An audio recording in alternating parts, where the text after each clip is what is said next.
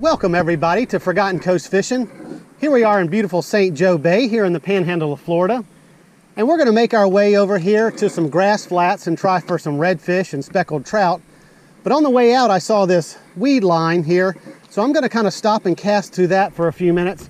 Oftentimes these weed lines can hold little bait fish and glass minnows, and some other predators will come up and try to eat those. So it's always worth a stop, you know, for a few casts anyway, just to see if something's hanging around eating those bait fish.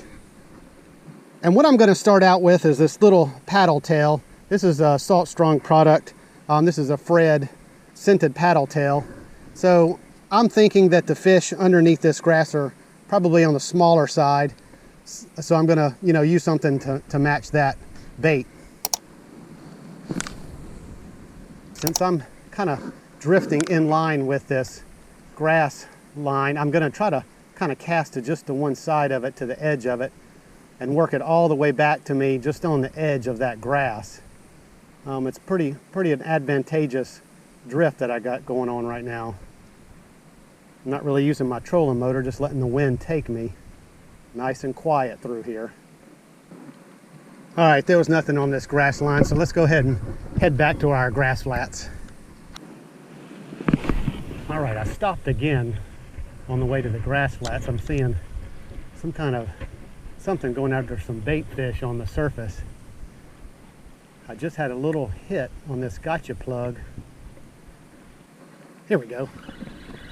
All right, we got him, whatever it is. Oh, is this just ladyfish? Let's see what we got. Oh yeah, oh. Man, he got off. That was a ladyfish. Look at him right here.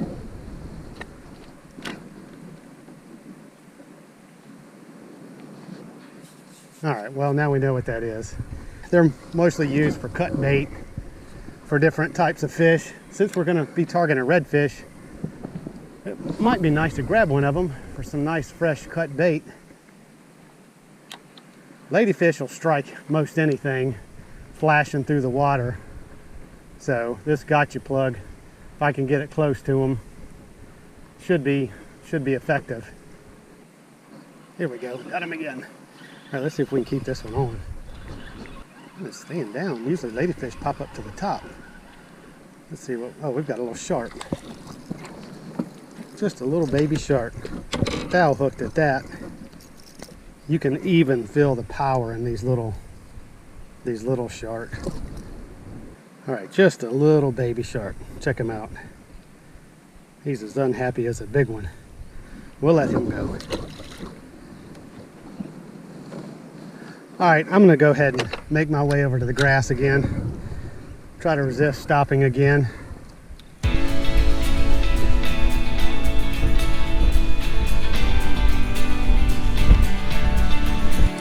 This is the cut mullet reel, and I've got something on, decent feeling. I didn't see the rod, you know, starting to move or anything beforehand. I was just literally just bringing it in.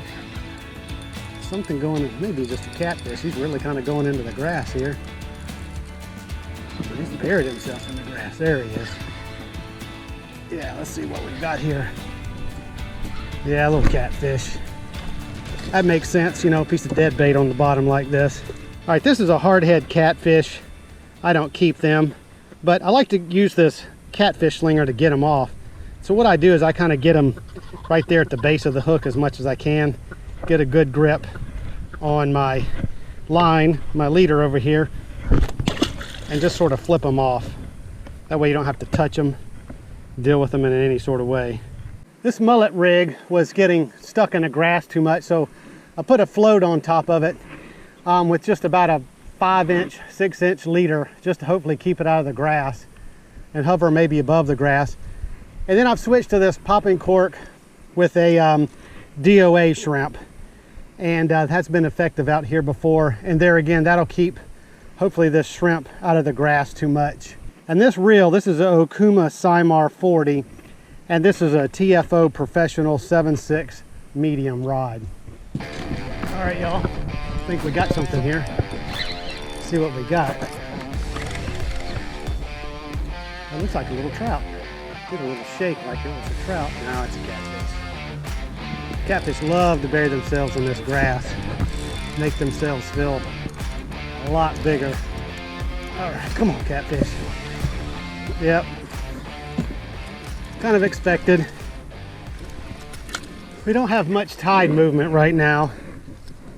The boat's barely moving, there's not much wind. It seems like when that kind of conditions happen, the majority of fish that I catch is catfish and shark, pinfish, that kind of thing, till the kind of wind picks up or the tide picks up. But that's a decent little hard head.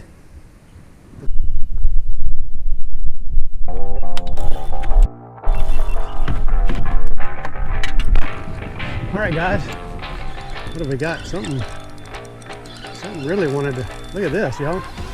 Let's get my drag set back up. All right. What do we got here? Shark? Yeah, it's just a little shark. Be sure to put on the show out there.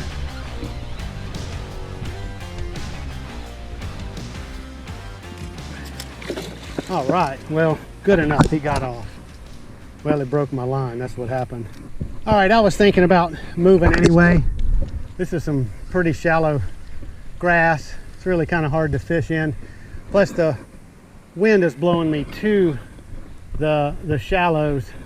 So I'm gonna kind of go back over here and try to get on that edge where it moves from deeper sand up to grass and try to just drift along that area so I'm staying in kind of a constant depth.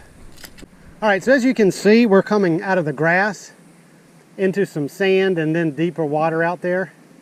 That was good to see that bird dive there. But since I want to kind of get to the bottom, I've changed to this Z-Man scented paddle tail.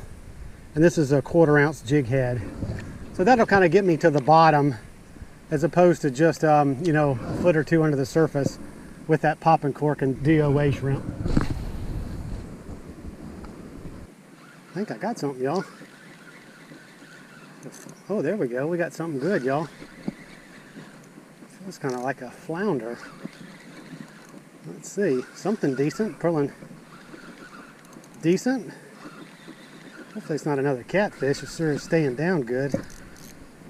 And it's another catfish. Oh, good. He got off. Yep, so he was after this scented paddle tail on the bottom. So kind of felt like a flounder at first.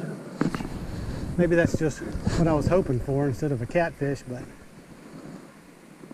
like I said, these calm, still days that are hot, midday with little tide movement, seems like I get a lot of catfish and shark and pinfish. Here we go. Got him. What is this, a shark? Fish. That's a little shark. All right. All right, once again he got off. You guys are helping me out a lot. Oh, I got him, y'all. Got him. All right, this may be a decent trout, y'all. Maybe a decent trout.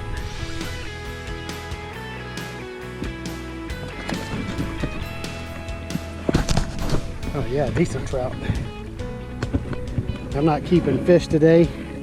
He's probably 16 or 17. Boy, this fish feels hot. This is some hot water, y'all. Well, see, I came to some deeper water and picked up this trout. Just trying to find that spot where they're holding. Trout can be pretty tough to find in the summer. A lot of times I can kind of look, and if the bottom looks kind of hazy and foggy, that's usually a good depth for these trout in the summer. And I caught that trout on this mirror lure, Catch 2000, and it's kind of a slow sinking bait, so you have to kind of be careful that you don't get in the grass. Oh, got him again, y'all. All right. Well, what I did is I pushed back and got to where I could spot lock my trolling motor so I could cast in this little hole. And first first cast to get a little trout. Not a big one, but you know, I found the trout. That's always important, trying to learn, you know, where these trout are in the different kind of conditions. So we'll let him back. I'm not keeping fish, but obviously he wouldn't be a keeper anyway. Let's let him go back and get a little bigger, and we'll catch him a little bit later. All right, well, this mirror lure is doing the trick. That's the 2 changes I did. Got to some deeper water with grass and switched to this mirror lure. Oh, I got him, got him. Big pinfish. Oh, he's gotten in the grass. Look at this guy. Look at this pinfish. I thought it was a little trout. Look at him. Look how big this pinfish is. I think this may be the biggest pinfish I've ever caught. Oh, he got off. Man, that was a big pinfish. All right, y'all. I'm gonna go ahead and call it a day. We'll call it a day on my personal best pinfish. How about that? But you know, we had a good day. It was a very tough day. It was real hot today. We're in a kind of a nationwide, you know, heat waves kind of thing. So this water was, you know, 90 to 95 degrees. But you know, it was kind of good to kind of search and use kind of some things that I had learned in the past. You know, finding that deeper water with some grass, you know, kind of paid off there at the end. So, you know, that's one good thing we can take away from today. So if you enjoy this kind of video where I give you on the water action, as well as try to give you my tips and techniques for how I find and catch fish, I would really appreciate it if you hit that subscribe button. It would really help me out and help the growth of this channel. And as always, if you're already subscribed, I appreciate you very much. So until next time, we'll see you on another episode of Forgotten Coast Fishing.